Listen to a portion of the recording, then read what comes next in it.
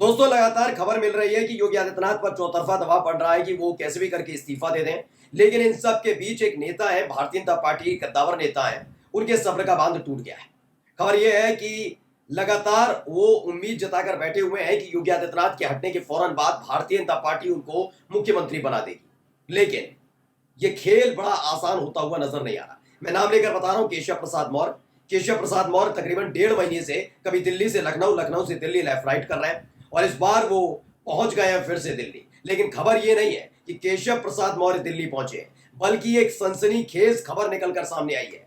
खबर ये है कि या तो कैसे भी करके मुख्यमंत्री पद से योगी आदित्यनाथ को हटाया जाए और केशव प्रसाद मौर्य को मुख्यमंत्री बनाए, वरना 100 विधायकों से तकरीबन मुलाकात कर चुके हैं केशव प्रसाद मौर्य। और खबर अंदर खाने से यह है कि अखिलेश यादव के ऑफर को केशव प्रसाद मौर्य ने स्वीकार कर लिया। नमस्कार, मैं हूं प्राजपल गौतम और आप देख रहे हैं टाइम्स एक्सप्रेस। ये बात 2022 की है वैसे, जब केशव प्रसाद मौर्य को अखिलेश यादव ने एक ऑफर दिया था। केशव प्रसाद मौर्य को भी और डिप्टी सीएम है ब्रजेश पाठक, उनको एक ऑफर ये दिया गया था कि भाई आइए हमारे साथ आकर सरकार में आ जाइए। वो जो ऑफर दिया गया था वो अभी तक वैलिड है। जी बिल्कुल सही सुन रहे हैं। एक तरफ बीजेपी में सरफटव्वल चल रही है, लगातार केशव प्रसाद मौर्य लगातार मुलाकात कर रहे हैं, खेमेबंदी पूरी तरीके से हो चुकी है। लेकिन जिस तरीके से दिन प्रतिदिन घंटे हर दिन बीत रहे हैं, उसको लेकर लग रहा है केशव प्रसाद मौर्य अब रुकने वाले नहीं है। इसीलिए वो दिल्ली पहुंचे। वो खबर बाद में दिखाऊंगा, दिल्ली पहुंचे क्या कुछ बात हो रही है। लेकिन जो दावा पत्रिका की तरफ से किया गया उसे पढ़िए। कन्नौज सांसद अखिलेश यादव का डिप्टी सीएम केशव प्रसाद मौर्य को मुख्यमंत्री बनने का खुला ऑफर, बताएं आंकड़े। सपा के राष्ट्रीय अध्यक्ष अखिलेश यादव ने केशव प्रसाद मौर्य को मुख्यमंत्री बनने का खुला ऑफर दिया। इसके लिए उन्होंने आंकड़े भी बताए, साथ ही कहा कि मुख्यमंत्री बनना केशव प्रसाद मौर्य का सपना है। देखिए, ये खबर छापी है 16 जुलाई को, 16 जुलाई 2024 को, यानी ये आज ही खबर छपी है। समय भी बता दे रहा हूं क्योंकि ये बताना बहुत जरूरी है। 5:15 ये खबर पत्रिका ने छापी है 16 जुलाई आज ही के दिन कि अखिलेश यादव ने केशव प्रसाद मौर्य को ऑफर दिया है।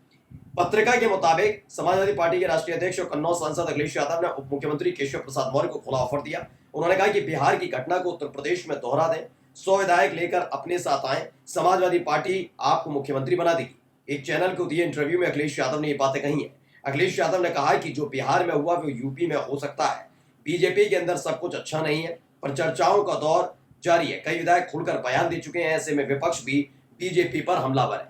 क्या यही एक वजह है कि अब केशव प्रसाद मौर्य जो तकरीबन 8 या 9 तारीख के बाद से लगातार लखनऊ में जमे हुए थे, आप उनके ट्विटर हैंडल पर जाकर देखिए और योगी आदित्यनाथ का ट्विटर हैंडल देखिए। मैं ये खबर वैसे पुराना में दिखा चुका हूं।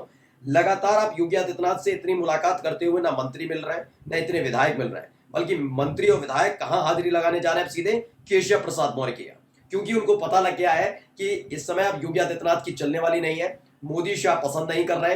अगर योगी आदित्यनाथ के दरबार में माथा टेकेंगे, वहां उनसे मुलाकात करने जाएंगे, हाजिरी देने जाएंगे, तो आने वाले चुनाव में टिकट कट सकती है। इसलिए सब कहां जा रहे हैं? केशव प्रसाद मौर्य से मुलाकात करने। ये केशव प्रसाद मौर्य भी जानते हैं। लेकिन ये बड़ा अचंभित करने वाला है कि केशव प्रसाद मौर्य बड़े हैरान रह गए हैं कि जब मोदी शाह की सब कुछ चलती है और मोदी शाह से अनबन हो गई है योगी आदित्यनाथ की, तो इतना वक्त क्यों लग रहा है? इतना वक्त क्यों लग रहा है कि योगी आदित्यनाथ के मोदी शाह के कहने पर इस्तीफा नहीं दे रहे हैं? ऐसा क्यों हो रहा है? और यही एक वजह है जिसके चलते योगी आदित्यनाथ के जो सरकार में डिप्टी सीएम है केशव प्रसाद मौर्य दिल्ली पहुंच गए। खबर पहले मैं दिखा देता हूं। इंडिया टीवी ने खबर छापी है। इंडिया टीवी ने कहा कि यूपी के डिप्टी सीएम केशव प्रसाद मौर्य दिल्ली पहुंचे, राज्य के हालातों पर चर्चा संभव। राज्य के हालात मतलब समझ रहे हैं आप? मैं बता देता हूं। हालात ये कि किस तरीके से पहले एक चेकिंग अभियान चलाया जाता है। बीजेपी के एक राष्ट्रीय प्रवक्ता राकेश त्रिपाठी, उनकी गाड़ी को रोका जाता है, बदसलूकी होती है, वो अपनी गाड़ी से बीजेपी का झंडा हटा देते हैं, अधिवक्ता लिख देते हैं, निलंबित जरूर होता है पुलिस वाला, लेकिन योगी आदित्यनाथ की तरफ से कोई खास प्रतिक्रिया नहीं आती। इसके बाद इसको उठाया जाता है ब्राह्मण लॉबी के एक बड़े नेता की तरफ से, ब्रजेश पाठक की तरफ से। ब्रजेश पाठक इस पूरे मुद्दे को उठाते हैं और अपनी ही सरकार पर हमलावर नजर आते हैं।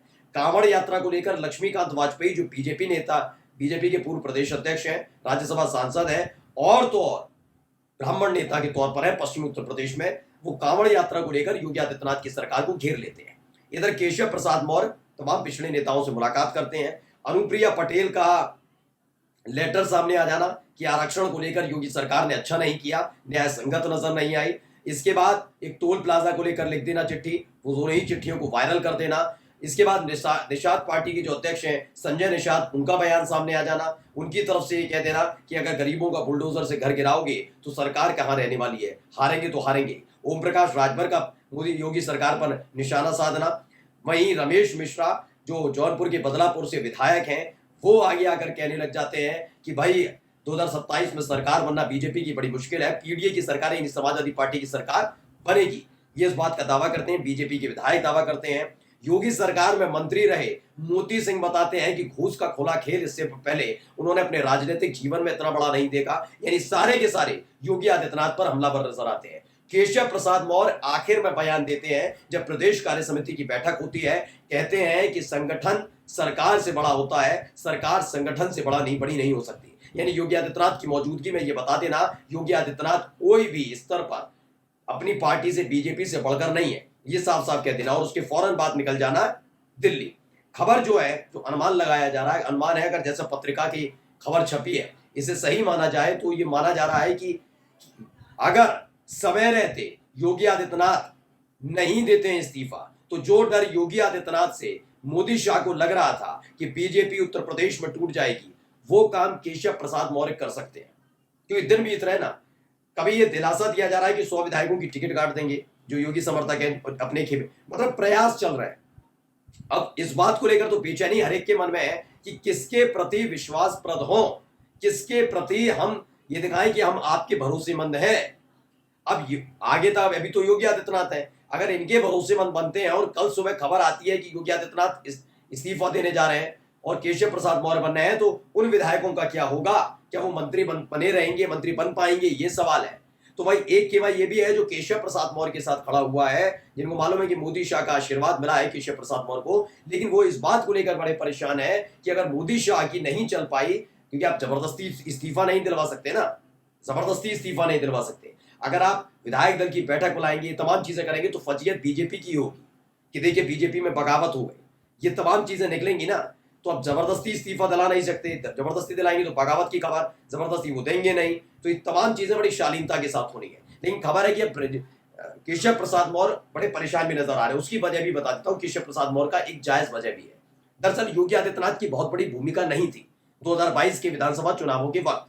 2022 में अगर वाकई किसी ने बीजेपी के लिए, पहली बात तो इनके लिए बड़ा आसान रहा क्योंकि परिवार टूटा हुआ था, समाजवादी पार्टी में चाचा भतीज में लड़ाई थी, इसलिए उसका फायदा उठाया, वरना बीजेपी सरकार बनाने का सपना भी नहीं देख सकती। लेकिन उस समय केशव प्रसाद मौर्य थे 2017 में प्रदेश अध्यक्ष, और उनके ही नेतृत्व में चुनाव लड़ा गया था।